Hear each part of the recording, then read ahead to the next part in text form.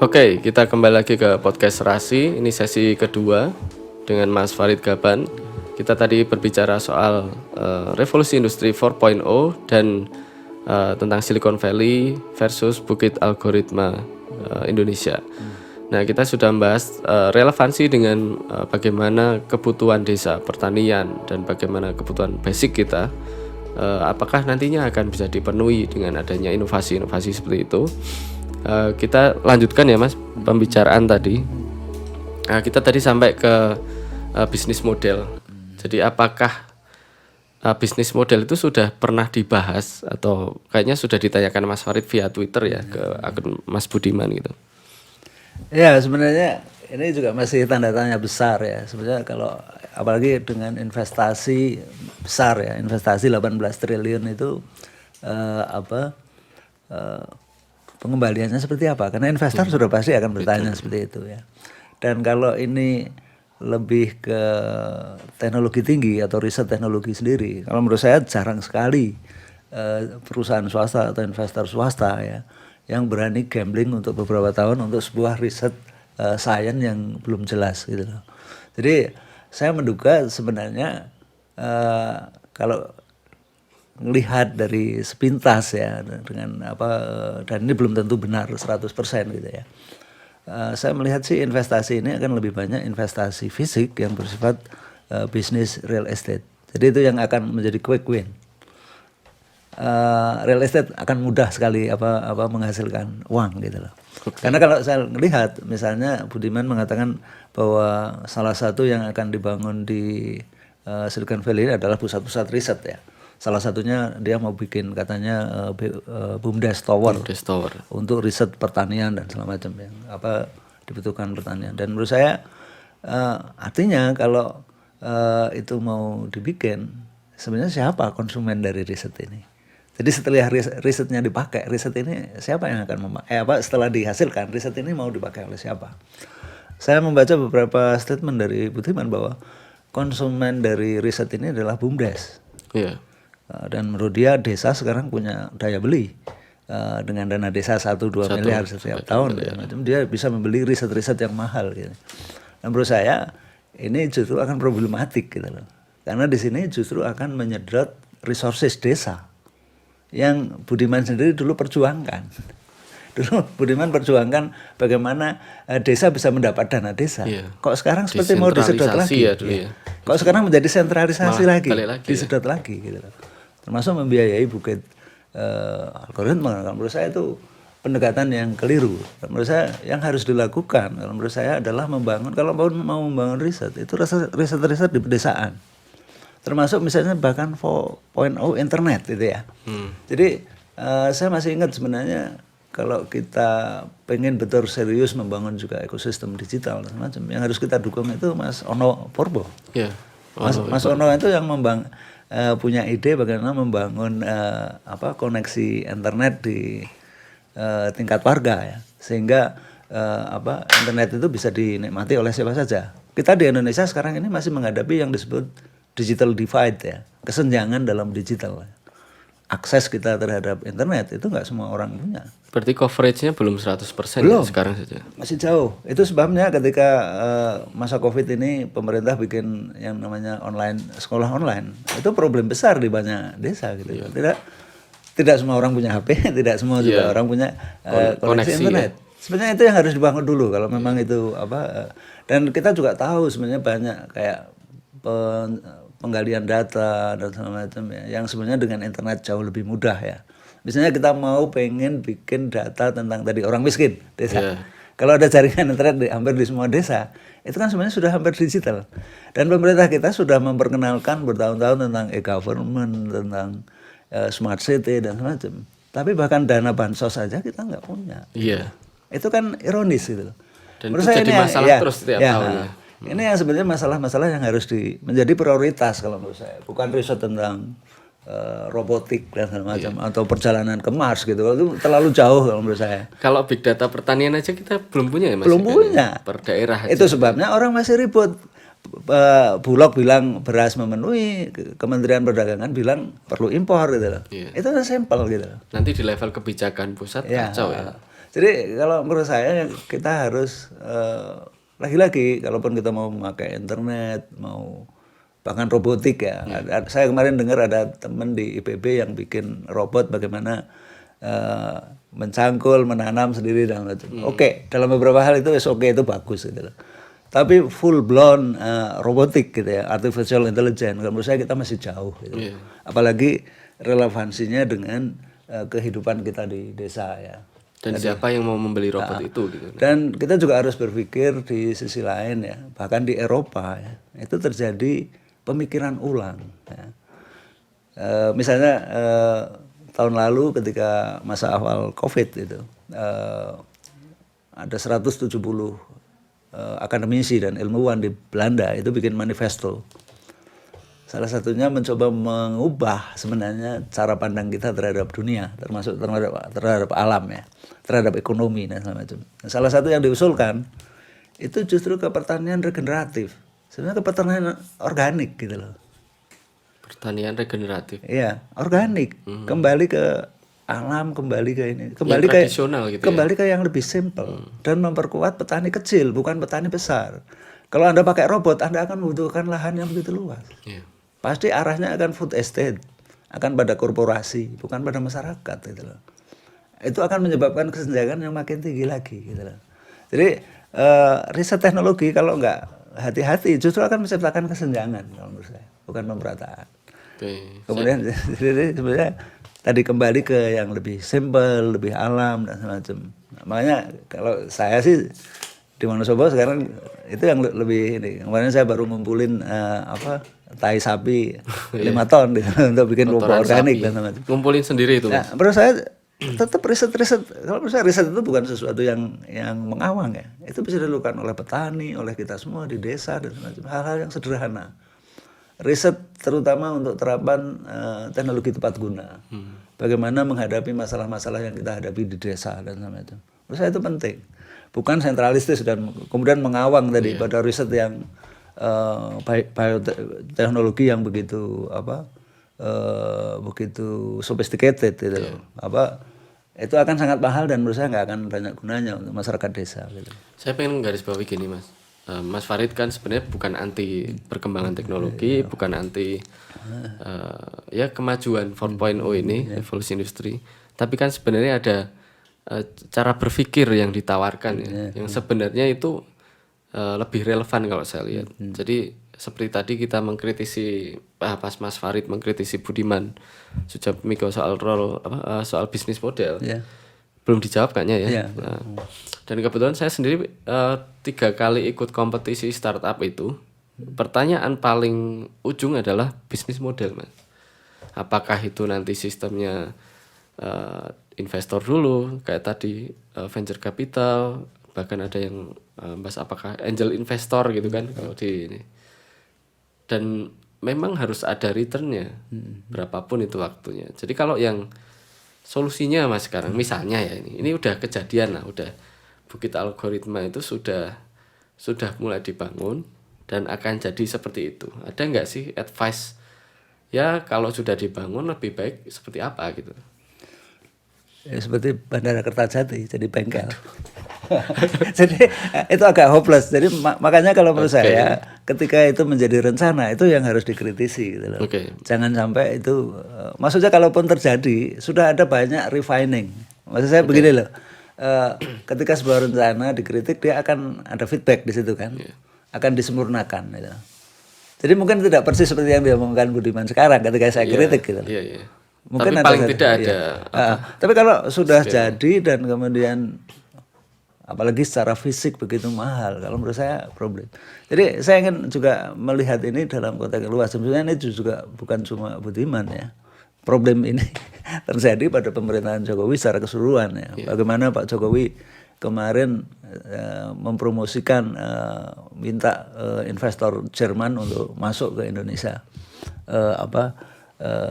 Industri 4.0 ya. Jadi yang menawarkan 4.0 ya 4.0 tentang pokoknya mengundang investor Jerman dan negeri lain untuk investasi di 4.0 di Indonesia. Buat saya ini agak aneh kalau kita mau membangun satu kemandirian teknologi. Ya. Kalau kita mengundang investor untuk teknologi tinggi, itu mereka itu pasti membawa teknologi yang dipatenkan. Iya, iya.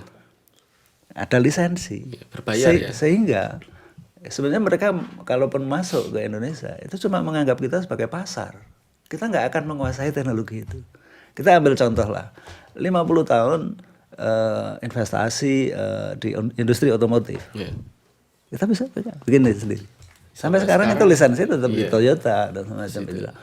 Kemudian kalau kita lihat unicorn, dekakon yang beberapa tahun terakhir ini dipuja-puja gitu. Apa yang terjadi? Marketplace ya rata-rata. Ya. Sekarang milik asing semua. Iya. Mau Tokopedia dan sekarang mereka saling merger satu sama lain memperkuat diri sendiri. Apa manfaatnya buat Indonesia? Marketplace barangkali sebagian ada manfaatnya. Tapi secara keseluruhan, kalau industri kita sendiri lemah, marketplace itu justru akan berbalik membuat kita defisit perdagangan. Iya. Apalagi yang dijual barangnya juga dari luar. Sebagian kayak misalnya di Tokopedia dan semacam. Tentu ada ya kopi dari Wonosobo kita jual kayak semacam ada. Tapi secara volume dalam jumlah yang lebih besar itu kita mengimpor barang dari luar. Karena impor menjadi dipermudah. Iya. Ya. Dan sekarang ada layanan COD itu juga impor itu sebenarnya. Jadi ini bahkan dikeluhkan oleh Bu Sri Mulyani ya defisit perdagangan. Defisit perdagangan menciptakan defisit current account yang menyebabkan rupiah juga menjadi lebih lemah dan semacam. Jadi rentetannya panjang gitu loh. Jadi kita jangan melihat dekakon, unicorn sebagai sesuatu yang hanya wah gitu. Itu cita-cita mulia startup gitu. Itu menciptakan ketergantungan kita gitu loh. Jadi ini yang saya pengen tadi, saya nggak anti teknologi, tapi saya selalu ada banyak aspek teknologi itu yang juga harus dikritisi. Gitu. Tidak begitu saja gitu loh. Yang mungkin bagi rakyat masyarakat awam itu tidak tahu sisi itu, Mas. Jadi kayak ekses-ekses yang sebenarnya muncul ada tapi mereka nggak sadar kalau itu tuh ya kayak bahaya. Misalnya mobil ya, kenapa di Eropa sekarang orang mulai kembali lagi ke naik sepeda? Iya, gitu loh. Apakah mereka anti teknologi? Enggak. Sekarang mobil ke listrik malah. Iya. Dan bahkan mobil listrik sendiri bukan solusi kalau menurut saya. Iya. Solusinya adalah transportasi publik. Kalau semua orang punya mobil listrik itu tetap juga macet. Semua orang ngecas listrik, kebutuhan listrik tinggi lagi. Dan dari mana listriknya? Iya. Jangan-jangan dari batu bara lagi. Sama gitu loh. Jadi itu problem. Jadi selalu teknologi bisa dibahas dari banyak aspek. Oke. Jangan-jangan gini ya pemikirannya. Alih-alih kita bikin solusi, tapi itu masalah baru ya, yang serem sekali. Ya, itu yang orang mesti paham kenapa ada satu istilah di dalam teknologi namanya Jevon Paradox ya. Saya pernah sedikit studi kaitannya. Jadi ketika orang menemukan cara karena teknologi kemudian menemukan efisiensi, misalnya apa? AC yang lebih efisien. Ya, artinya listriknya lebih sedikit. Ya. Itu kan terjadi efisiensi karena perkembangan. Tapi yang kita nggak sadari, ketika itu makin efisien, makin murah harganya, makin banyak orang pakai, energinya makin banyak. Iya. Ya, gitu. Itu yang namanya paradoks. Gitu. Sama, orang punya mobil sendiri-sendiri, dia bilang oh efisien, nyaman dan semacam. Tapi ketika 10 juta orang berpikir yang sama di Jakarta misalnya, yang terjadi apa? Jalannya nggak bisa buat ini lagi kendaraan lagi. Jadi ada di luar teknologi yang harus menjadi solusi apa? Kebijakan publik. Iya. Sama seperti di desa tadi, kebijakan publik bukan teknologi, bukan didrive semua oleh teknologi. Gitu. Dan itu semua hanya bisa dijangkau lewat riset ya. Iya. Wah itu serem sekali kalau kita. Bahkan yang di Silicon Valley saya baca lagi, ternyata terakhir itu juga masalah paten. Jadi banyak sekali, mungkin ada jutaan paten sampai sekarang. Dan salah satunya mungkin kita pakai ya, termasuk kayak printer, kayak mouse dan sebagainya. Itu juga mereka semakin besarnya karena itu. Dan perusahaan hardware di sana itu jumlahnya nggak cuman belasan gitu ya, puluhan, mungkin bahkan sekarang ribuan. Softwarenya pun seperti itu. Nah, kayak Cisco, kayak AMD dan sebagainya. Intel itu dulunya malah setahu saya baca itu bidangnya hanya khusus di chips ya, microchips gitu. Sekarang malah dia sudah punya motherboard, banyak lah dia bikin produk-produk itu. Sementara kita belum sampai ke yang itu, Mas. Jadi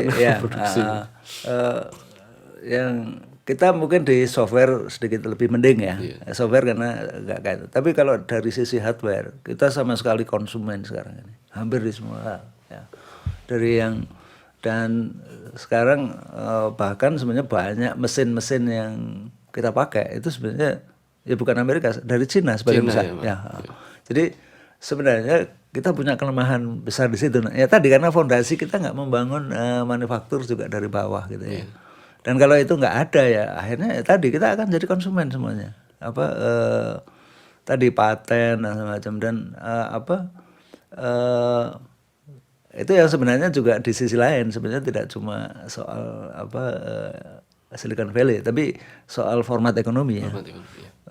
Kalau itu sudah paten dan semacam itu sebenarnya sudah terjadi kesenjangan. Ada kepemilikan hak cipta. Kalau saya agak radikal di sisi itu ya. Kalau menurut saya ilmu yang bermanfaat dan semacam itu ilmu yang bisa di-share. Berarti idealnya ya. Ya, jadi open source itu orang belajar bersama-sama, saling memberi manfaat dan tidak ada yang memiliki gitu. Kita kan nggak sadar Mas gini. Kita punya laptop ya, bikinan Cina lah misalnya, merek Cina gitu. Kita harus isi dengan Microsoft Windows ya. Itu udah bayar. Sekarang berapa ya? 3 jutaan. 3 jutaan ya. Kita baru Microsoft Windows. Belum nanti Microsoft Office-nya. Itu udah sekitar 3 jutaan lagi. Jadi untuk punya laptop utuh dengan harga laptop dasar 3 juta 4 juta, softwarenya aja sudah setengahnya sendiri. Ya, tapi beruntung di Indonesia banyak bajakan. Nah, banyak yang bajakan. Sebenarnya itu attitude-nya juga nggak benar ya Mas ya. Nah, idealnya kan kita pakainya yang open source tadi kan, yang sudah dikasihkan gratis. Itu bahkan gratis dan saya masih pakai dua-duanya ya. Misalnya di Office Open Office itu hampir sama. Kemudian kalau kita di desktop publishing itu ada Scribus ya. Itu kayak itu. Kemudian Adobe Photoshop yang biasanya untuk itu pakai CIM dan sebagainya. Ada banyak sebenarnya. Ada penggantinya semua ya. Sebenarnya ini yang harus kita kembangkan kalau menurut saya. Termasuk tadi tradisi di desa, open source, internetnya juga internet warga ada semacamnya yang dipromosikan oleh Mas Ono Purbo dan semacamnya. Jadi bagaimana orang share. Jadi tradisi internet itu adalah tradisi share sebenarnya. Internet itu kan networking, bekerja sama dan semacam. Sebenarnya itu esensi dari internet itu. Jadi bukan dikapitalisasi, bukan menjadi mahal dan segala macam itu loh. Jadi ini yang harus dirombak sebenarnya. Bahkan cara berpikir tentang teknologi, tentang bisnis IT dan segala macam. Kita harus rombak itu ininya. Dan kembali ke desa kalau menurut saya kita harus melihat sebenarnya problem desa sekarang apa. Kemudian solusi-solusi yang kita tawarkan ya teknologi ada manfaatnya banyak segala macam. Tapi kalau menurut saya robot itu masih jauh lah. Nggak relevan ya, belum relevan ya. Kecuali Anda mau bikin tadi pertanian yang 100 hektar. Itu food estate. Dan kalau menurut saya bahkan ide food estate sendiri itu ide yang salah gitu loh. Jadi kalau Budiman mau bikin robot untuk itu, kalau menurut saya itu sudah kesalahan pertama dalam konsep tentang membangun pertanian kalau menurut saya. Yang jadi poin ini kita mengkritisi ini ya Mas ya, pemikiran ya. Cara berpikir. Mungkin kita nggak personal. Saya sama Budiman saya sering banyak ngobrol gitu. Secara pribadi kita dulu banyak share pemikiran tentang desa dan sama kita banyak hal sama gitu loh. Walaupun belakangan saya bilang saya sudah berbeda sama Budiman karena saya melihat Budiman melihat desa dari atas, kalau saya dari bawah. Gitu. Ya mungkin harus banyak ke desanya Mas Budiman. Dan di Twitter kan saya juga mantau Mas yang postingan itu dan keruh karena ini ya saya lihat akun-akun lain yang tidak ke konteks. Ya betul. Ya, dan pribadi. Banyak menyerang pribadi. Jadi kayak kenapa ini impian orang kok dikritisi gitu. Masalahnya impian itu relasinya ke dunia nyata gitu kan. Dan ada fasilitas publik di situ. Jadi kalau nggak ada fasilitas publik nggak perlu kita mengkritik. Dan pakai judul KEK juga ya. Ya, KEK sendiri itu udah fasilitas publik, fasilitas negara. Artinya ada resources negara yang dipakai di situ. Cuman saya sih apalagi kalau juga melibatkan BUMDes itu. Nah, itu kebijakan publik gitu loh. Kalau sisi inovasi misalnya untuk ini ya, anak-anak Indonesia, orang Indonesia yang bagus di luar punya karya dan bingung kalau pulang ke Indonesia itu ngapain gitu. Itu saya sangat apresiasi karena banyak yang saya kenal seperti itu. Cuman mungkin prosesnya gitu yang Enggak, orang Indonesia di luar negeri nggak bisa bekerja di Indonesia itu karena apa? Pertanyaannya kan? iya pertanyaannya gitu. Karena apa? Karena nggak ada tempat, Iya, fieldnya nggak ada gitu. nggak ada perusahaan yang menampung. Nah, pertanyaan saya, Budiman ini mau bikin perusahaan yang menampung? Yakin? Begitu diverse beragam bidangnya. Sebuah perusahaan berani ngambil itu? Dan itu judulnya teknologi ya Mas? Iya. Luas sekali. Nggak mungkin gitu loh. Itu hanya mungkin dilakukan dengan dibagi di desentralisasi di perusahaan-perusahaan. Iya. Atau di universitas-universitas, pusat-pusat riset universitas gitu. Nggak mungkin satu perusahaan menampung itu semua. Atau mungkin ini modelnya badan riset yang besar gitu Mas, fasilitas. Ya kalau begitu bikin negara itu. Iya. Sekarang Kementerian riset malah dibubarkan gitu. Iya. Jadi nggak mungkin gitu loh. Kalau itu swasta melakukan itu tuh nggak mungkin. Iya. Kembali ke tadi paten itu. Iya. Enggak tadi satu perusahaan swasta mau menampung tenaga kerja dari beragam ke sebuah satu. Mereka mau diapakan di sini gitu. Kecuali kalau jelas saya ada satu ahli tentang pesawat ya, misalnya dulu lulusan IPTN yang kemudian nganggur itu. Jelas kan ada satu channelnya. Ini kan beragam sekali. Atau mau fokus ke mobil listrik misalnya. Iya. EV. Oke, menarik sekali Mas. Jadi bukan kita nggak percaya bahwa Indonesia itu nggak bisa maju. Iya. Dan kita percaya Indonesia bisa maju. Nggak anti teknologi ya? Nggak anti teknologi. Tapi dan orang Indonesia itu pintar-pintar, banyak pintar yang pintar. Tapi tadi step-stepnya kita pengen tahu sebenarnya stepnya kalau kita mau membangun teknologi, bangun juga dalam konteks pembangunan. Sebenarnya kalau disebut maju itu apa sih? Maju itu apakah kita seperti Singapura, seperti Amerika, seperti Silicon Valley, atau seperti Buton? Iya, ukurannya apa ya? Apa ukurannya? Iya. Bahkan ada ini. Ada yang mengatakan sampean kalau nggak ngikut teknologi 4.0 sampean itu ketinggalan dan akan digilas oleh zaman. Ya enggak juga lah. Iya. Bahkan saya baca beberapa berita, ada videonya juga, kemiskinan di Silicon Valley. Yeah. Jadi orang-orang ahli komputer itu banyak juga yang miskin di sana. Bahkan ada yang degree-nya sampai S2, S3 gitu. Mereka harus tidur di mobil Mas. Yeah. Karena kesenjangan itu tadi. Yeah. Jadi ketika satu bahasa pemrograman mungkin sudah tidak tren ya. Kan banyak ya bahasa pemrograman kan berubah terus ya. Misalnya dulu itu saya pernah belajar Fortran atau apa gitu. Oh, Fortran udah lama banget. Udah nggak dipakai misalnya. Database itu juga udah berubah juga gitu ya. Ada Oracle dan sebagainya. Dan orang-orang itu expired gitu loh. Nah, ketika itu terjadi jangan-jangan di Indonesia juga hal yang sama terjadi lebih parah gitu. Itu satu.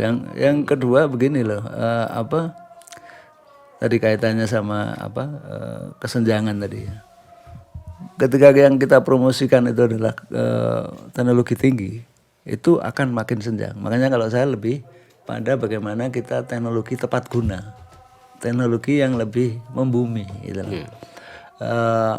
Tentu saja orang bisa punya impian ke Mars, robotik artificial intelligence yang nggak memerlukan manusia dan semacamnya. Tapi kita kembalilah sedikit melihat realitas yang kita hadapi sekarang ini di pedesaan yang nggak cuma petani ya, nelayan, kehidupan mereka dan semacam. Jadi kalau menurut saya riset yang mendesak itu adalah yang bagaimana bisa membantu masyarakat ini untuk mengatasi problem-problemnya. Ya. Di samping tentu saja tidak terpisahkan dari riset yang sifatnya soft ya, antropologi, sosial, karena bukan cuma teknologi. Kalau menurut saya problem pertanian kita itu bukan cuma soal budidaya, tapi soal budaya, soal antropologi, soal bagaimana membangun lagi kebersamaan dan semacam gotong royong, itu kan lebih sosial gitu. Solusinya solusi sosial gitu loh. Jadi nggak cuma teknologi. Jadi saya ingin katakan jangan terlalu mudah terpukau dengan jargon-jargon gitu loh. 4.0, smart city, government. Menurut saya banyak bohongnya. Terus e-learning. Tapi apa? Kita lihat dasar dan sebenarnya kita itu mau menjadi negara seperti apa sih, Mas? Di Eropa sendiri orang mulai berpikir tadi naik sepeda, kembali ke alam dan segala macam ya. Nah, kita mau bangun kayak apa sih kita ke depan ini? Kita mau menjadi Dubai misalnya dengan menara tertinggi di dunia selama itu. Kita mau bangun teknologi maju seperti Amerika dan sekarang pun Amerika juga nggak maju-maju amat gitu sebenarnya. Yeah. Atau lagi-lagi kita sekarang kita harus ke Cina ini karena Cina itu maju banget, lebih maju dari Amerika. Kita tidak pernah menjadi diri kita sendiri gitu loh. Kalau menurut saya kita harus kembali ke diri sendiri. Negeri ini mau jadi apa? Dengan modal apa? Dan segala macam. Tidak perlu kita harus meniru orang di luar atau tolok ukur itu menjadi tolok ukur kita. Kita mau apa? Dan caranya juga nggak harus sama. Harus sama, itu ya. Enggak, gitu. Jadi itu beyond teknologi gitu. Makanya sebenarnya teknologi sampel-sampel ya. Kita belajar. Saya sendiri belajar misalnya tentang vortex ya. Vortex, itu istilah keren lah. Ada gravitasi itu. Tapi itu di desa juga kita bisa lakukan. Tadi saya bikin misalnya fermentasi teh jadi kain, jadi kulit gitu. Itu kan mikrobiologi. Itu mikrobiologi. Jadi hal-hal seperti itu kita bisa lakukan di desa dengan limbah pertanian dan sama itu. Bahkan kombucha itu juga masuk ya. Bisa. Ya. Jadi banyak sekali banyak sekali hal yang sebenarnya kita bisa lakukan dan itu riset dan itu keren kalau menurut saya. Yang keren itu bukan cuma yang di Bukit Algoritma. Ya intinya teknologi itu nggak cuma robot-robot Mars, penjelajahan ruang angkasa gitu.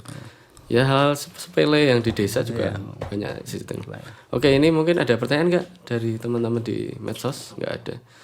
Oke, mungkin closing ya Mas ya. Jadi kita sudah bahas banyak sekali mulai dari revolusi industri, Silicon Valley, Bukit Algoritma, dan kita berbicara tentang cara berpikir, terus bagaimana kita menyikapi perkembangan ini, bagaimana kita menyikapi gelombang ini ya. Karena jujur saya sebagai orang Indonesia itu saya pengen curhat sedikit bahwa saya itu ada di masa eksponensial Mas. Saya mengalami kaset, saya juga mengalami pertama ada MP3. Saya ikut pesan beta di piringan hitam nggak lihat ya? Lihat, cuma saya nggak punya alatnya, mahal itu. Saya itu pesan alamat Gmail Mas. Mungkin nggak banyak orang melakukan itu. Jadi orang mesti tanya kok nama kamu bisa emailnya itu nama kamu gitu. Karena saya dulu pesen itu beta Gmail 2003 atau 2004 saya lupa. Dan saya kebetulan belajar kayak Mas Farid Gaban HTML, CSS, sedikit PHP, JavaScript dan sebagainya. Dan saya bukan orang yang anti teknologi sebenarnya. Kalau mungkin teman-teman curiga ya kenapa kok gini. Saya itu pengagum teknologi, bahkan saya memantau ini perjalanan SpaceX Mas. Jadi kegagalan SpaceX 2015. Sekarang berhasil dia udah berapa kali. Bahkan ada mobilnya Tesla itu yang ditumpangke untuk entah kemana itu hanya untuk riset saja kan, muter-muter aja. Jadi menurut saya itu human race itu akan selalu ada di batas paling atas dan paling bawah. Ya tadi misalnya kita ada yang nyangkul aja masih pakai cangkul yang ditemukan tahun 1000 mungkin, tapi kita sudah menemukan teknologi bagaimana bercocok tanam di Mars misalnya, atau menerbangkan helikopter di Mars sekarang kan, drone di Mars gitu. Oke lah, itu saya masih menerima. Cuman yang saya takutkan itu adalah kesiapan kita generasi muda. Ada yang nyebut generasi milenial gitu. Bahkan kalau tepatnya menurut saya generasi Z ya. Z sekarang. Z ya. Apakah mereka itu tahu apa yang sedang terjadi dan ini itu besok jadinya seperti apa gitu.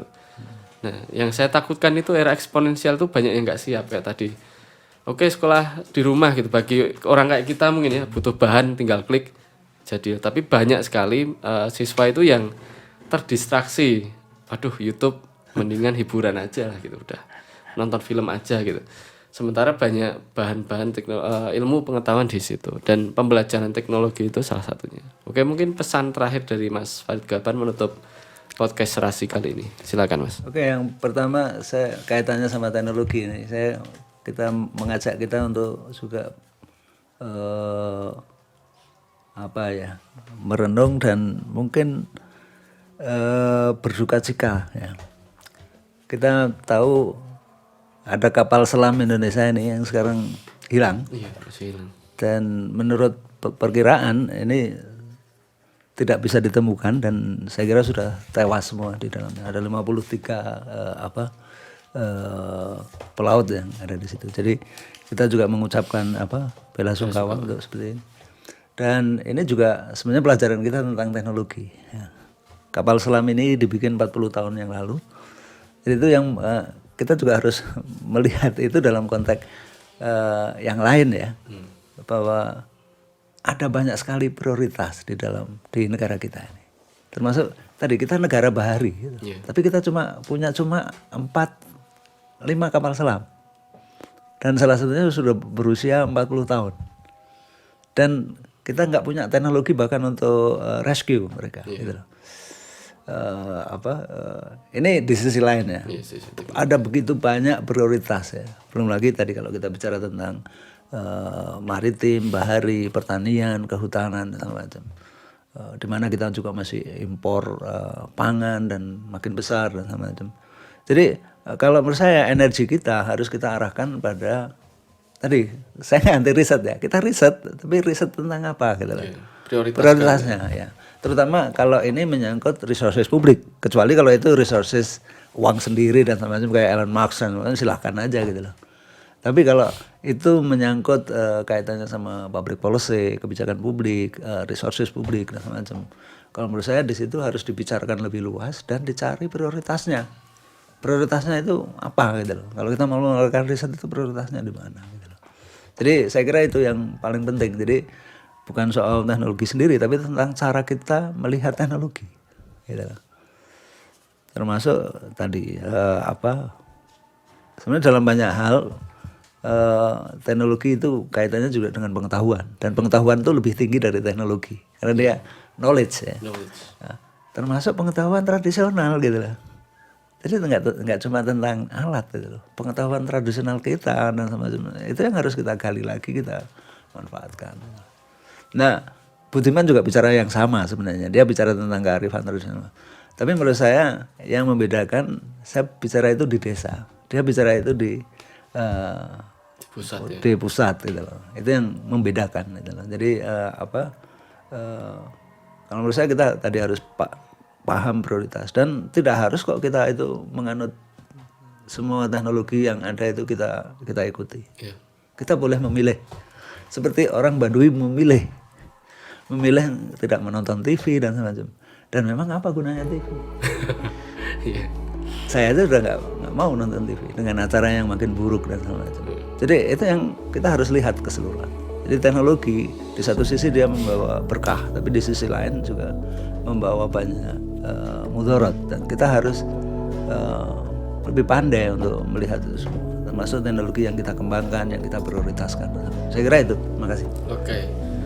Oke, sekian teman-teman podcast Serasi kali ini, semangat rakyat beraksi. Kami mengajak teman-teman untuk berpikir, bernalar kritis, jadi tidak menelan semuanya mentah-mentah. Jadi tidak selalu kalau orang memberikan opini itu pasti dia nggak suka dan sebagainya. Kita ingin melatih dialektika ya, jadi mari berdiskusi soal semua hal gitu di Serasi. Oke, sekian kami pamit undur diri. Sekian, assalamualaikum warahmatullahi wabarakatuh. Waalaikumsalam.